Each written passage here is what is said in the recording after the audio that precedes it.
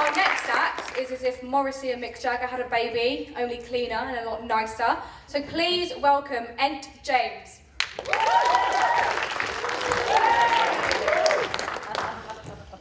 Good evening, everybody. As you can see today, I'm joined with my good friend Kermit the Frog. He's actually doing this as part of his community service, 200 hours for tax evasion. It's not easy being green or paying your fair share, bastard! Now, I love my housemates. 12% at the time, maybe? That's not fair. 40.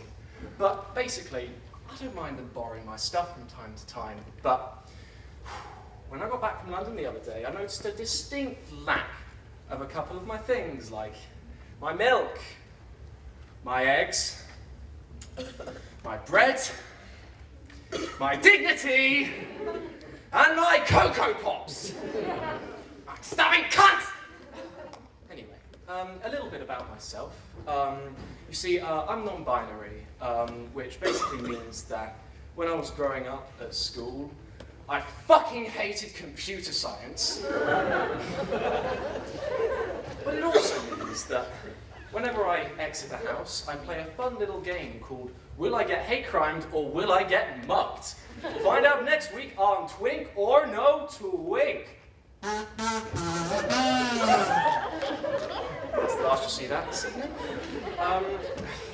So, it's great because our racist neighbour Tony, shout out to Tony, you fucking twat, decided that at 6 AM it would be funny to finger fuck our doorbell 200,000 times. The joke's on him though, because we were too blackout drunk to hear. Oi, James! Can you hear that? Ding dong, ding dong, ding dong, ding dong! What? I can't hear you, the doorbell's too loud. Fun times, fun times. Now, I'm a joint honours student here at Kent, which basically means I'm going to tell you a little bit about the double life I lead. Now, could you all put your hands up if you enjoy studying history, whether that be academically or amateurishly? Yeah, about what I expected. 4 people, and my granddad. Hi, Granddad. Oh God, you're going to fucking hate this next bit. So basically, on the history course, I've come into contact with a lot of men. And for the purposes of this sketch, men is a derogatory term. So, these men gave me a bit of an inspiration for the next part of this sketch. So I want you all to close your eyes for a second. Please close them or the magic won't work. You see them in the back there. And I want you for a second to just imagine the most deprived, miserable, sad excuse for a human being that you can possibly imagine. And now I want you to open your eyes. And it probably is something a little bit like this. Hi everybody, I'm Henry the Historian. Now, Henry the History Nerd here is going to attempt to have a normal conversation with an ordinary human being. He's going to get 3 strikes until the person runs away. Now, for the purpose of this, I'm going to call them red flags, because that's what they are. But yeah, let's get into character. Oh, hi there. So, what do you study here? Hi there. I'm glad you asked. But you see, I just love studying history. Okay, so red flag number 1, history. Sorry. But basically, studying history just isn't cool. Yeah? It's like, if you brag about studying history, your social standing with people drops about 80%. So it's just not a good look, really. But hey, Henry the History is, you know, still running on 1 red flag. Let's see, can't get much worse. Oh, you poor thing. So, what's your favourite era to study of history?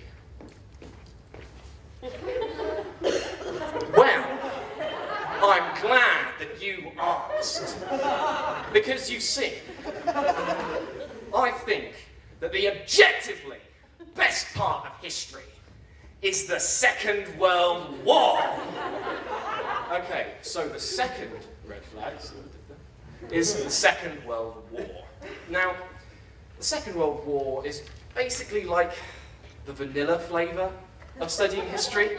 Everyone does it, like, we get it. Hitler is pretty bad. You can stop now. But, you know, only really other history people give a shit about if you study World War II, so for the purpose of this, we'll still call it red flag, because I hate them. But yeah, he's still got one red flag left. He's probably going to be fine. Oh, right. All right then. So, why do you love studying World War II? I am glad that you asked. But you see, the reason why I love studying the Second World War is because I am a military history student. That basically means I love the brutality and savagery of war. I want to know how many people died, in what volume they died in, what pointless war they died in, and then I go home and I masturbate to the thought of it. And they have probably run away. It's annoying because the best bit about studying history is getting to find out about all of these rich cultures and societies that preceded us, and then seeing how we all fucked it up. Now, we do this so that we don't make the same mistake that our grandparents made and get to move on in the future. Military history students look back at history and go, look at the rivets on that Panzer A74/2 shits! It's so much better than the Panzer 4269 Wallaby cunt smasher! That thing would have destroyed the liberal agenda from 2 miles away! And you might think it's a bit of an overdone stereotype at this point, but people are actually like this. I hate them! They're so obsessed with violence, makes me want to stab the bastards! They're just poncy prats prancing around in corduroy jackets, slugging off everyone they've ever met. Next thing you know, they're going to come up on a stage for approximately 5 minutes and then do the exact same thing to an audience. And that's what I've learned studying history. Good night.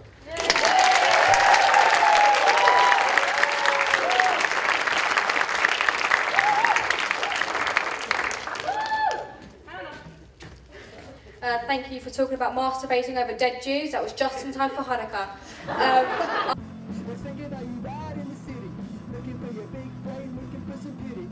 Coming out, you were slave to the rhythm, to the noise of the traffic, everyday repetition. Don't tell me something's missing, don't tell me I'm forgiven, cause every day's another year searching for a mission. I'm sorry I was looking